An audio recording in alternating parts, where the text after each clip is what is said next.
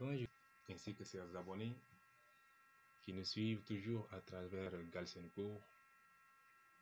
Et aujourd'hui, on va faire un exercice sur activité cardiaque. Maintenant, avant de commencer les exercices, je vous propose ce document qui est tout simplement le document 1 qui renferme un résumé sur une partie de l'activité cardiaque. Une fois qu'on fait ce petit rappel, maintenant on va entamer un exercice.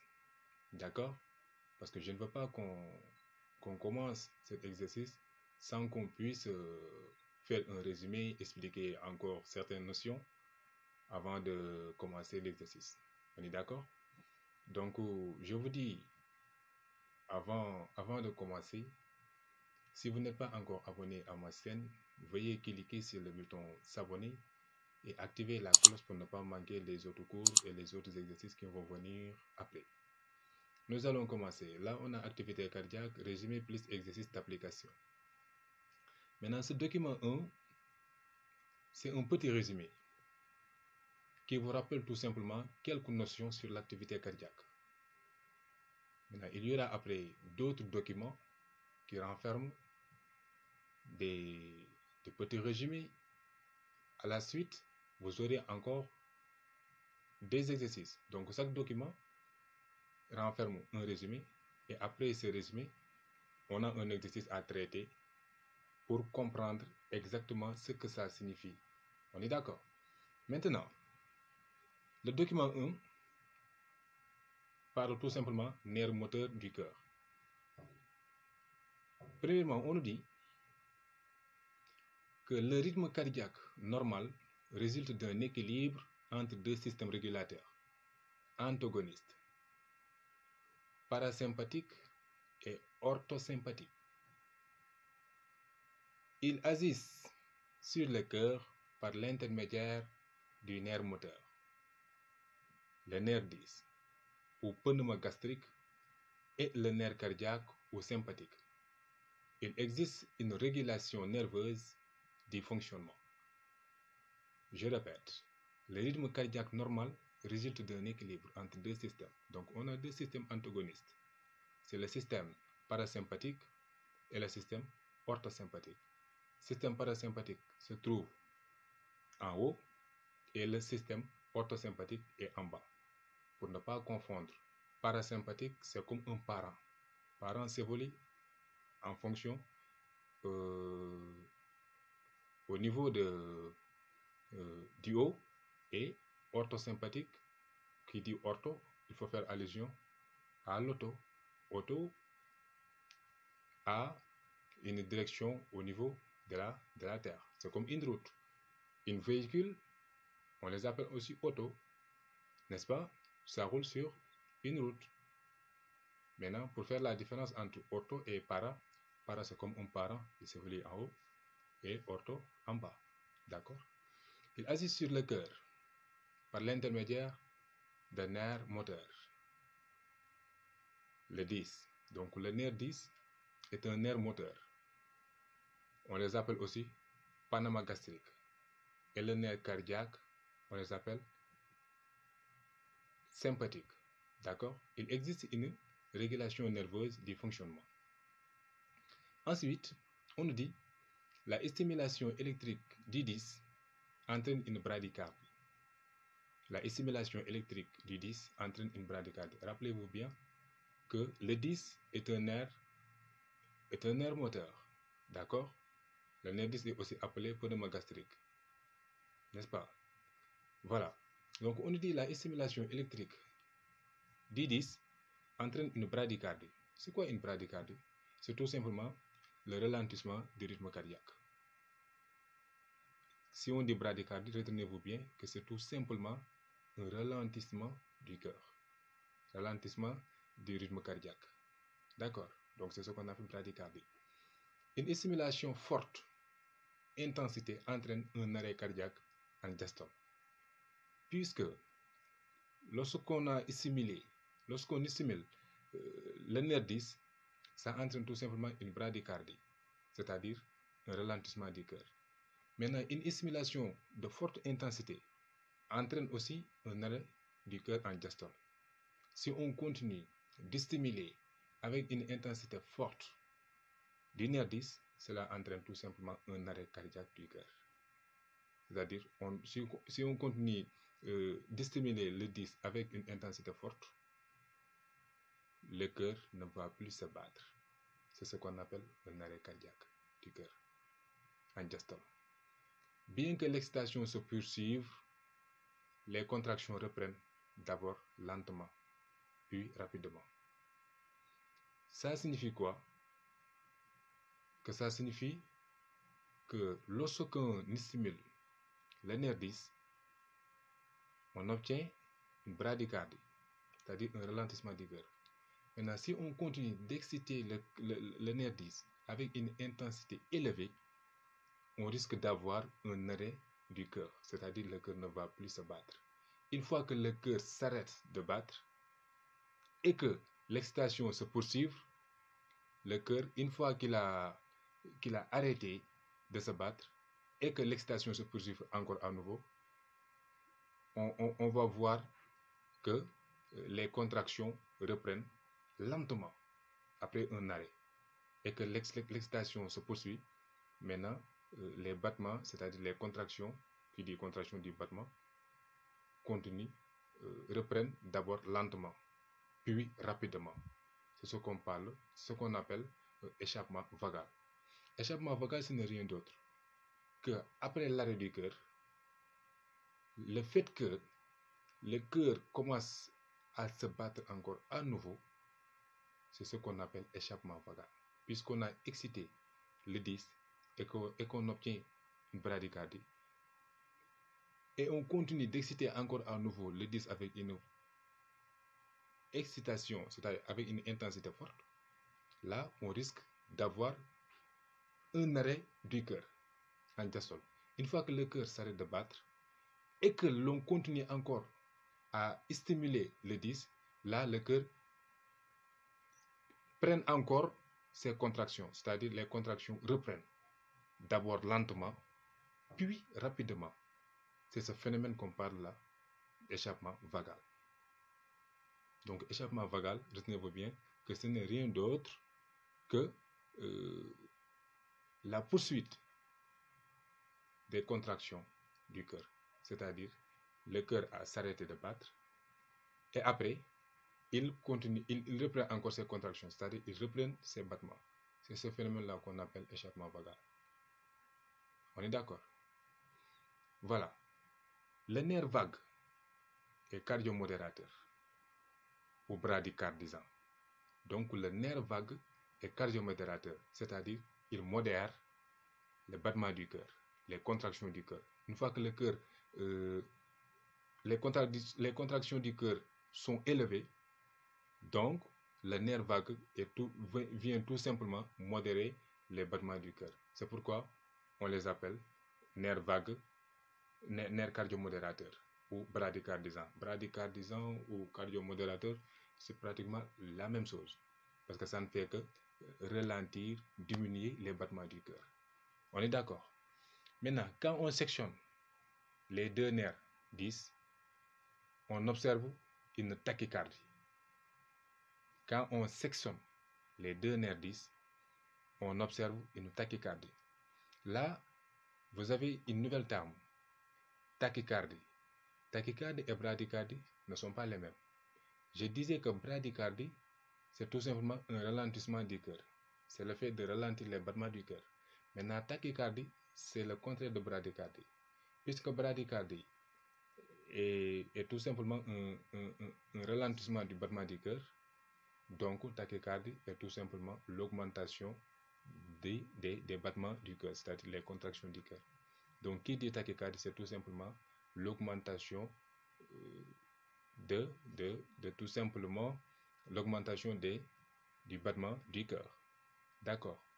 Bradycardie, diminution du battement du cœur. Tachycardie, augmentation des battements du cœur. Donc, on disait que le nerf 10, si on excite le nerf 10, on observe une bradycardie au niveau du cœur, c'est-à-dire ralentissement du cœur. Maintenant, si on sectionne ces deux nerfs 10 là, on observe quoi? Une tachycardie. Donc, on peut dire que le 10, c'est-à-dire le nerf 10, exerce une inhibition permanente sur le cœur. Le nerf 10, puisqu'on a coupé, sectionné les deux nerfs 10, on observe une tachycardie. Donc, qu'est-ce que ce nerf 10-là exerçait sur le cœur avant sa section? On peut dire que le nerf 10, ou bien les 10, parce que c'est deux nerfs, les 10 exercent une inhibition permanente. Ça empêchait le cœur d'augmenter son rythme, ses battements. On est d'accord? Je ne sais pas si vous me comprenez ou pas. Mais tout ce que je veux dire par là, c'est qu'avant qu'on sectionne les nerfs 10, on observait tout simplement un ralentissement des battements du cœur. Maintenant, donc, on peut dire que le 10 exerçait une action bradycardisante. Le nerf 10, comment dirais-je, le nerf 10 entraîne tout simplement un ralentissement du cœur. C'est un phénomène qui est normal, n'est-ce pas? Maintenant, lorsqu'on a sectionné ces deux nerfs 10, là, on observe une tachycardie. Une tachycardie n'est rien d'autre qu'une augmentation des contractions du cœur, c'est-à-dire l'activité, le battement du cœur en fait. On observe une augmentation des battements du cœur.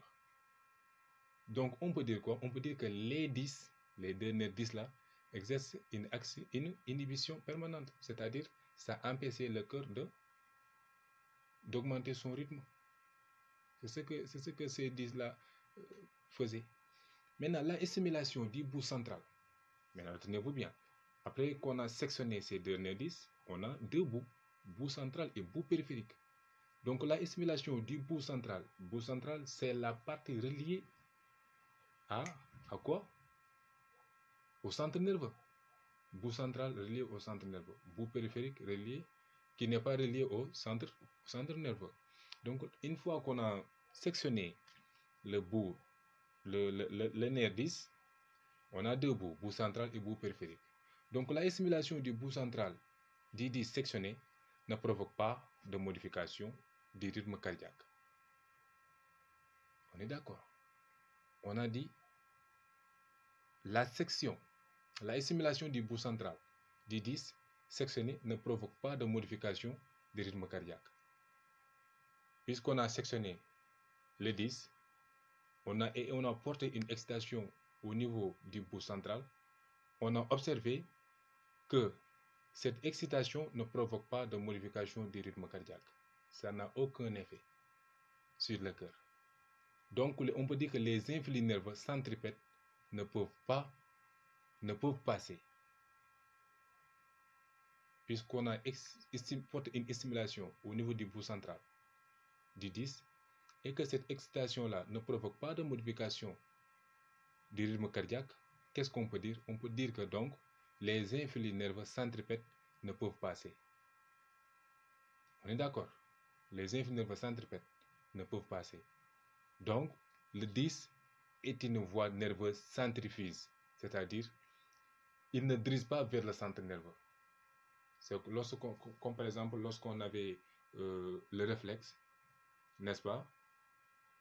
On avait tout simplement, comment dirais-je, la peau, qui est un récepteur sensoriel. Après la peau, on avait le centre nerveux. Et après le centre nerveux, on avait l'effecteur. Maintenant, il y a des fibres sensitives et des fibres motrices qui relient ces différents éléments-là. N'est-ce pas? Une fois que l'influx nerveux avait quitté tout simplement le récepteur qui était la peau et s'est dirigé vers le centre nerveux, ça, c'est centripète. D'accord?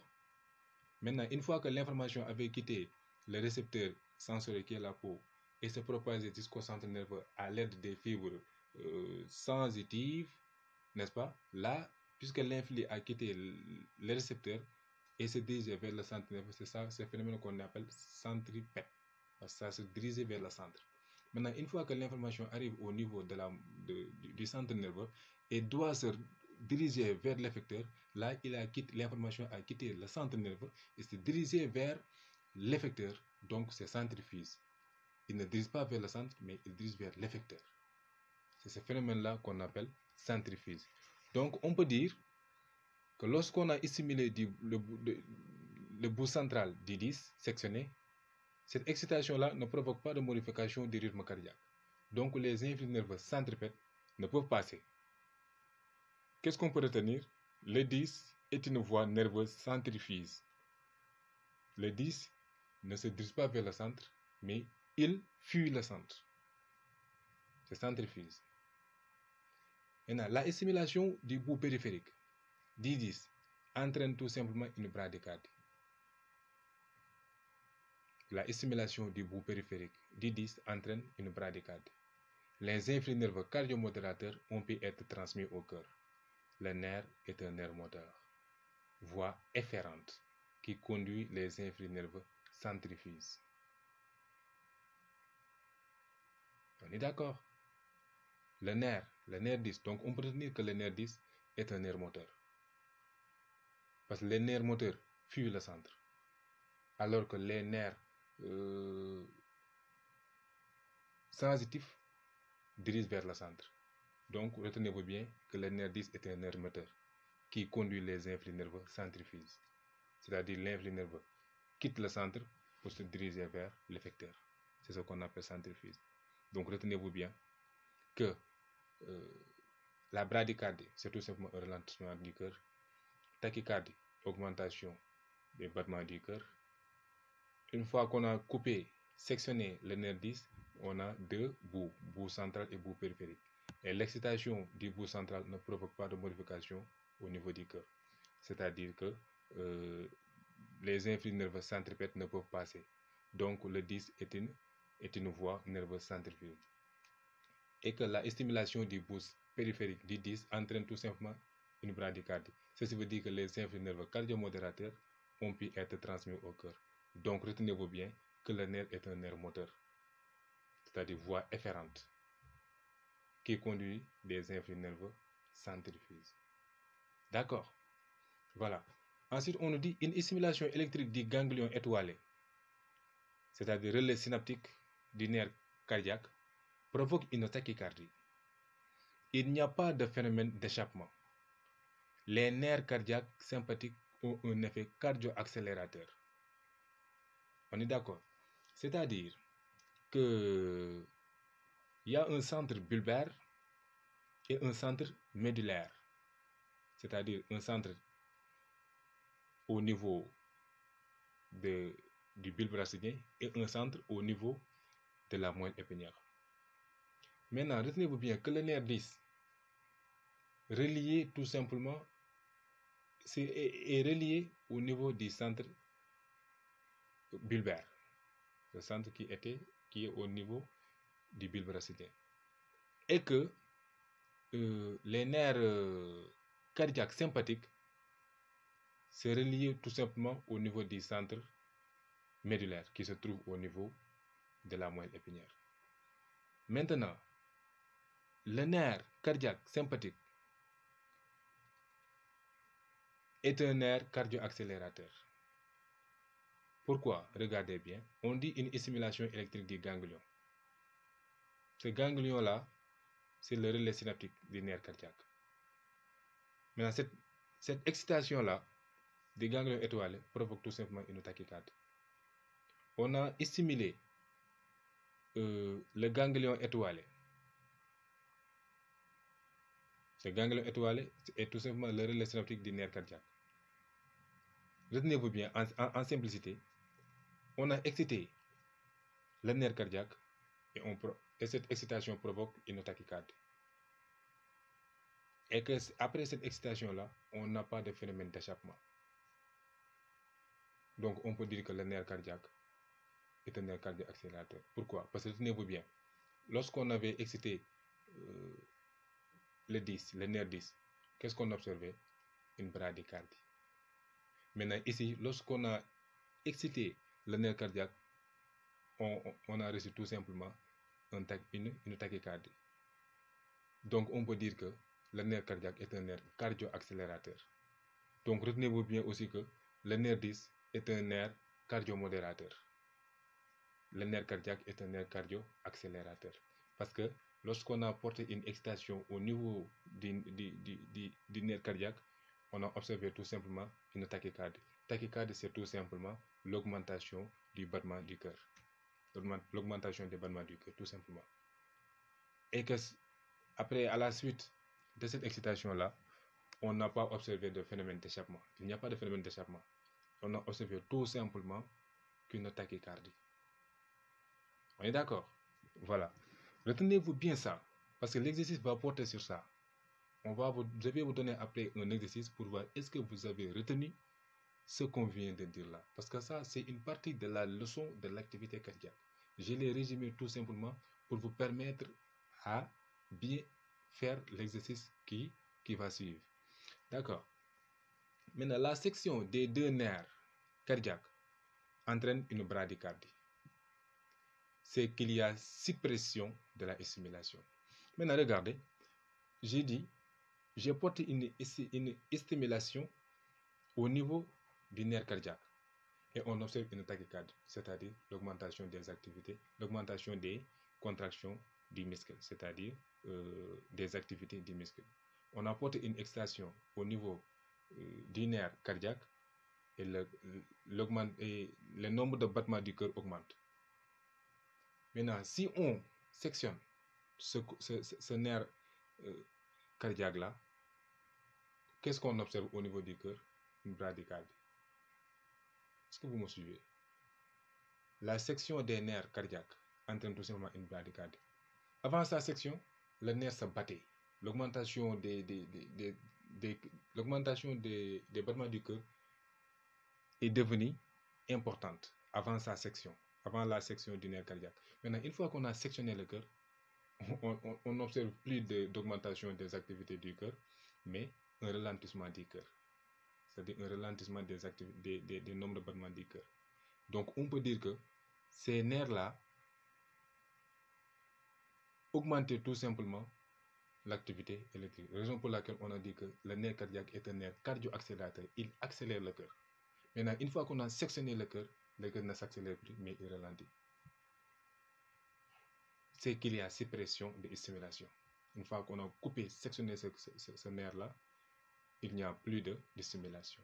Donc, raison pour laquelle on a dit que le nerf cardiaque est un nerf cardio-accélérateur. Maintenant, une fois qu'on a sectionné le nerf cardiaque, on aura deux bouts aussi, bout central et bout périphérique. Maintenant, si on stimule le bout central du nerf cardiaque, le rythme cardiaque ne varie pas. Le rythme cardiaque ne varie pas. Les influx nerveux centripètes ne peuvent passer. Centripète vers le centre. Si on stimule ce bout central-là, le rythme cardiaque ne varie pas. Parce que l'influx nerveux ici se dirige vers le centre. On est d'accord? Maintenant, si on stimule le bout périphérique, il y a tachycardie. Les influx cardio-accélérateurs ont pu transiter. Le nerf cardiaque sympathique conduit des influx nerveux centrifuges tachycardisants. C'est un nerf efférent ou moteur. On est d'accord? Le nerf cardiaque sympathique conduit des influx nerveux centrifuges tachycardisants. C'est un nerf efférent ou moteur. À ne pas oublier. Le nerf cardiaque est un nerf moteur. C'est un nerf efférent ou moteur. Pourquoi? Parce qu'il conduit des influx nerveux centrifuges tachycardisants. Les influx nerveux que le nerf cardiaque conduit ne se dirigent pas vers le centre. Il fuit le centre, c'est-à-dire vers l'effecteur. Il prend l'influx nerveux et le dirige vers le cœur. Et ici, le cœur n'est pas un centre nerveux, mais un effecteur. Donc, le nerf cardiaque sympathique conduit des influx nerveux centrifuges tachycardisants. N'est-ce pas? C'est un nerf efférent ou moteur. À ne pas oublier. Je vais voir si vous avez retenu ou pas, parce qu'il y a un exercice qui va suivre. Enfin, on nous dit, en absence de toute innervation, le cœur s'accélère c'est le rythme du cœur d'énervé, lié au tissu nodal. Ça aussi, c'est vrai. Le cœur innervé a un rythme plus lent. Dans les conditions physiologiques normales, le 10 a une action modératrice prédominante. Donc, le 10 a une action modératrice prédominante. On parle de tonus vagal. On est d'accord? On continue. Et voilà. C'est ça l'exercice. Exercice 1. On nous dit, à l'aide du document 1, reliez ci-dessous chaque description de gauche avec les termes correspondants à droite. Je vous le jure, si vous dressez et si vous traitez bien l'exercice là, c'est que vous avez compris ce qu'on vient de dire. Mais si vous ratez, cela signifie que tu n'as pas encore retenu la leçon. Je vous demande donc, avant de faire cet exercice-là, de bien regarder encore le document 1, bien écouter, bien observer pour mieux traiter cet exercice-là. Maintenant, on nous dit, à l'aide du document 1, reliez ci-dessous chaque description de gauche avec des termes correspondant à droite. Maintenant, là, on a reprise des contractions malgré la stimulation du 10. Ça correspond à quoi? Ça correspond à tonus vagal, tachycardie, bout périphérique, efférent, centrifuge, échappement vagal. Ça veut dire quoi? Reprise des contractions malgré la stimulation du 10. Et pourtant, on avait dit, lorsque comportait une stimulation du 10, on observait quoi? On observait un ralentissement du cœur. Et lorsqu'on a augmenté l'intensité de stimulation, on observait un arrêt cardiaque du cœur. Et quelque temps après, le cœur continue à se battre à nouveau, c'est-à-dire les contractions du cœur reprennent lentement puis rapidement. C'est ce phénomène-là qu'on appelait phénomène d'échappement vagal. Donc, reprise des contractions malgré la stimulation du 10 correspond à échappement vagal. Et ça semble cohérent. Voilà. Deuxième, accélération du rythme cardiaque. Si vous vous rappelez bien, on disait que bradycardie, c'est tout simplement un ralentissement du cœur.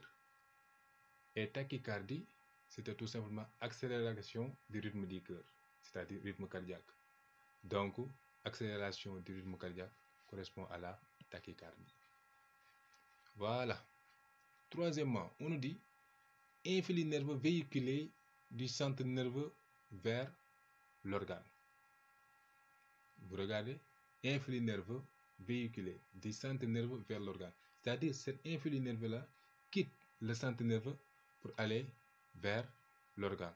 C'est ce qu'on appelle centrifuge. Centrifuge, c'est tout simplement du centre vers l'organe. C'est ça, centrifuge. C'est différent avec centripète.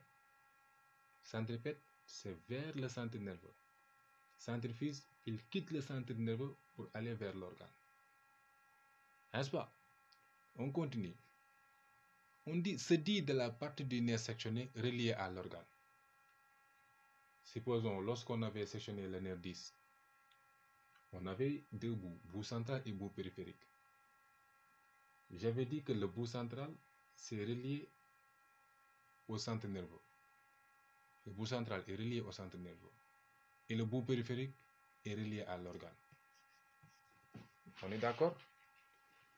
Voilà. Donc, se dit de la partie du nerf sectionné reliée à l'organe. Le nerf qui est relié à l'organe, c'est le bout périphérique. La partie qui est reliée, la partie sectionnée reliée à l'organe, c'est le bout périphérique. Ça, je l'avais expliqué. Voilà. Ensuite, nerf qui conduit les influx du centre nerveux vers l'organe. Là, on n'a pas centripète, mais il y a un terme qui remplace centripète. C'est le terme efférent. Voilà. Donc, nerf qui conduit les influx du centre nerveux vers l'organe, c'est efférent. centripète. Efférent veut dire centripète.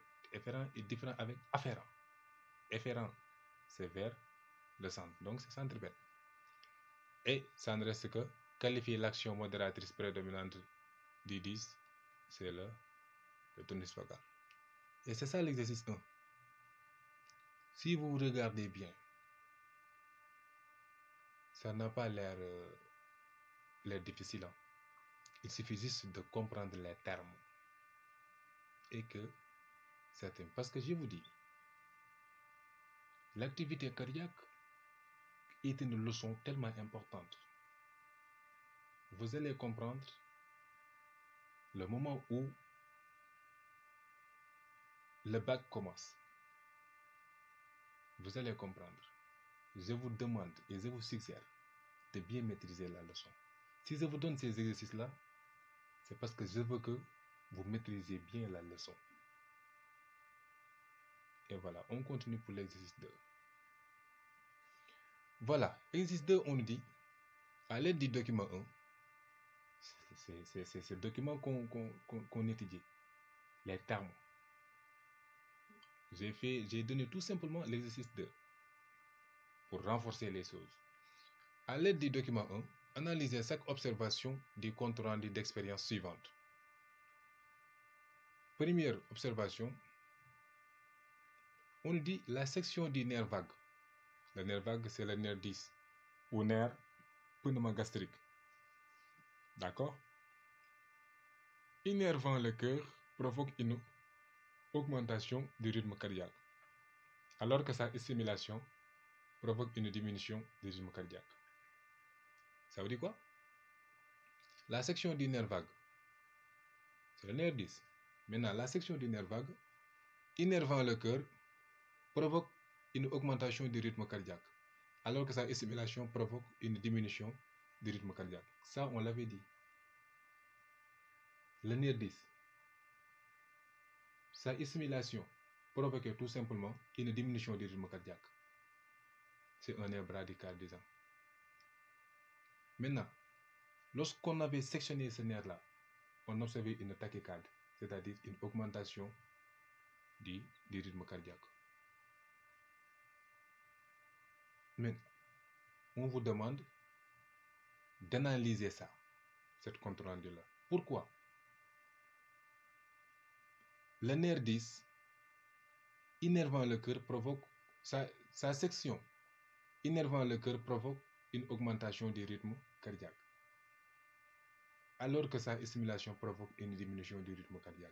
C'est quoi la réponse? Là, on peut dire deux choses. Premièrement, on peut dire que le nerf vague exerce une action inhibitrice sur le cœur. Et c'est normal. Avant sa section, lorsqu'on portait une stimulation sur le nerf 10, on obtient un ralentissement du cœur. Donc, le nerf vague ou nerf 10 exerce une action inhibitrice sur le cœur. Mais aussi, on peut dire que le nerf vague véhicule des influx nerveux bradycardisants sur le cœur. On ne fait que interpréter et analyser en même temps. Le fait d'interpréter et analyser, c'est tout simplement ce qu'on attend de nous. Il faut donner l'analyse. Parce que ça, au niveau du document 1, on avait dit que le nerf 10, l'excitation, la stimulation du 10 entraîne une bradycardie, c'est-à-dire un ralentissement du rythme cardiaque. Et sa section entraîne tout simplement une tachycardie, une augmentation du rythme cardiaque. On peut dire que le nerf vague exerce une action inhibitrice sur le cœur. Il inhibe le cœur, il empêche le cœur tout simplement d'augmenter son rythme cardiaque. Maintenant, on peut dire que le nerf vague aussi véhicule des influx nerveux bradycardisants sur le cœur. Le nerf vague, nerf 10, si je dis nerf vague, c'est la même chose que nerf 10. Donc, le nerf vague véhicule des informations qui empêchent le cœur d'augmenter son rythme cardiaque. C'est ce que ça signifie. Le nerf vague véhicule des influx nerveux bradycardisants sur le cœur. Et c'est ça l'expérience 1. 2, on nous dit La section des nerfs orthosympathiques efférents du cœur entraîne une très faible diminution du rythme cardiaque. La section des nerfs orthosympathiques efférents, maintenant, je disais quoi? Je disais au niveau du document 1 que la stimulation du nerf orthosympathique entraîne tout simplement l'augmentation du rythme cardiaque. Maintenant, ici, on a sectionné ce nerf. Et puisqu'on a sectionné ce nerf, cette section-là entraîne tout simplement une très faible diminution du rythme cardiaque. Ça entraîne une très faible diminution du rythme cardiaque. Maintenant, qu'est-ce qu'on peut dire comme réponse? On peut dire tout simplement que les nerfs orthosympathiques ont une action cardio-accélératrice sur le cœur. Et c'est normal.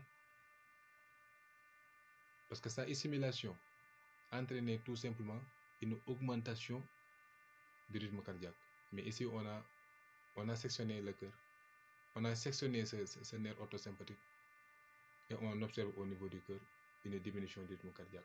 Donc les nerfs orthosympathiques ont une action cardio-accélératrice sur le cœur. Ils augmentaient tout simplement le rythme cardiaque du cœur. On est d'accord? On continue. Voilà, 3, on dit la stimulation de ces mêmes fibres entraîne une augmentation du rythme cardiaque. La stimulation de ces mêmes fibres entraîne une augmentation du rythme cardiaque. Ça aussi, c'est simple. La stimulation de ces mêmes fibres entraîne une augmentation du rythme cardiaque.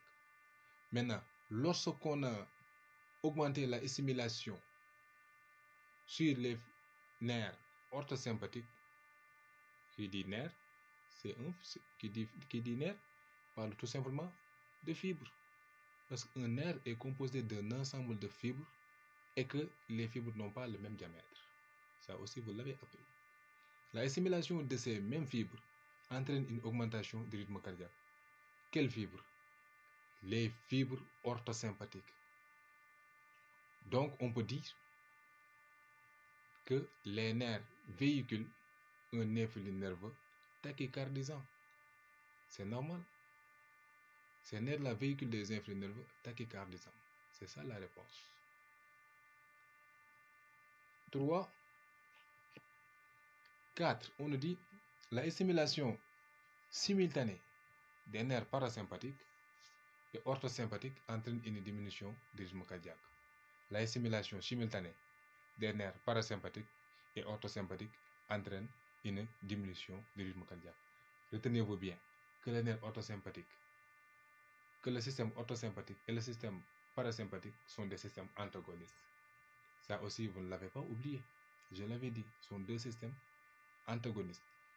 Et on dit la stimulation simultanée des nerfs parasympathiques et orthosympathiques entraîne une diminution du rythme cardiaque. Qu'est-ce qu'on peut dire là comme réponse? On peut dire que le système parasympathique a une action prédominante sur le système orthosympathique. On est d'accord? Le système parasympathique, c'est là où se trouve le nerf 10, qui est ici un nerf modérateur. Et le système orthosympathique, c'est là où se trouvent les nerfs cardiaques, qui sont des nerfs cardio-accélérateurs. Et qu'on a porté une stimulation simultanée des nerfs sur le système parasympathique et orthosympathique. Et cette stimulation-là entraîne une diminution du rythme cardiaque. Donc on peut dire que le système parasympathique a une action prédominante sur le système orthosympathique. Donc, ça signifie quoi? Le système parasympathique domine le système orthosympathique. Pourquoi? Parce qu'on a porté la stimulation sur des nerfs parasympathiques et orthosympathiques. Et le parasympathique est modérateur et orthosympathique est accélérateur. On a porté des stimulations simultanées sur des nerfs parasympathiques et orthosympathiques et cette stimulation entraîne une diminution du rythme cardiaque. Si ça entraînait une augmentation du rythme cardiaque, on pourrait dire l'inverse, c'est-à-dire orthosympathique prédomine parasympathique. Mais là, on a une diminution du rythme cardiaque. Et que parasympathique, c'est tout simplement le système qui diminue le rythme cardiaque. Et orthosympathique fait partie du système qui accélère le rythme cardiaque. Maintenant, on a porté une stimulation sur des nerfs parasympathiques et orthosympathiques, des stimulations simultanées, j'ai dit. Et cette stimulation-là entraîne une diminution du rythme cardiaque. Donc, on peut dire que le système parasympathique a une action prédominante sur le système orthosympathique. Si c'était augmentation du rythme cardiaque, on dit l'inverse. Mais là, c'est diminution, donc c'est le système parasympathique qui a une action prédominante sur le système orthosympathique. Enfin, le cinquième, on dit, on déduit l'action des nerfs parasympathiques, orthosympathiques sur le rythme cardiaque. On déduit l'action des nerfs parasympathiques, orthosympathiques sur le rythme du cardiaque. On peut dire donc que les nerfs parasympathiques ont une action cardiomodératrice et les nerfs orthosympathiques ont une action cardio-accélératrice. Ça, on l'avait dit. On déduit l'action des nerfs parasympathiques, orthosympathiques sur le cœur. Que faisaient les nerfs parasympathiques? Les nerfs parasympathiques, on avait parlé des nerfs 10 qui exerçaient une action de modératrice. Donc, le nerf parasympathique a une action cardiomodératrice. Et qu'est-ce qu'on avait dit du nerf cardiaque? Le nerf cardiaque fait partie du système du système orthosympathique.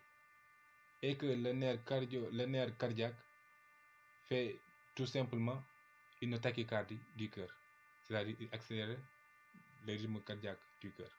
Donc, on peut dire que les nerfs orthosympathiques ont une action cardio-accélératrice. C'est ce que ça révèle. Maintenant, si vous regardez bien, on a fait que ces deux exercices-là sont tellement importants. Tant que vous n'avez pas maîtrisé le document 1, ça, je vous rappelle, le document 1 est une leçon de l'activité cardiaque. J'ai résumé cette partie sur le document 1. Et si vous maîtrisez le document 1, vous allez réussir les deux exercices. Ces deux exercices-là, c'est un test qui vous permet de savoir si vous avez bel et bien maîtrisé ce que je viens de dire au niveau du document 1. Si tu n'as pas encore réussi l'exercice, refaire-le, prendre note. Et si tu n'as pas encore maîtrisé ce que je viens de dire, ou bien si tu n'as pas compris, n'essaye pas de me le dire en commentaire. J'essaie tout simplement de vous satisfaire. Et je ferai de mon mieux pour que tu comprennes cette leçon. Je rappelle, si tu n'as pas encore abonné à ma chaîne, veuillez cliquer sur le bouton s'abonner et activer la cloche pour ne pas manquer les autres cours et les autres exercices. Ça n'a pas encore terminé. Ça, c'est la première partie de l'exercice. Je vais encore donner le document 2 qui parle toujours sur l'activité cardiaque, mais c'est une autre partie de la leçon.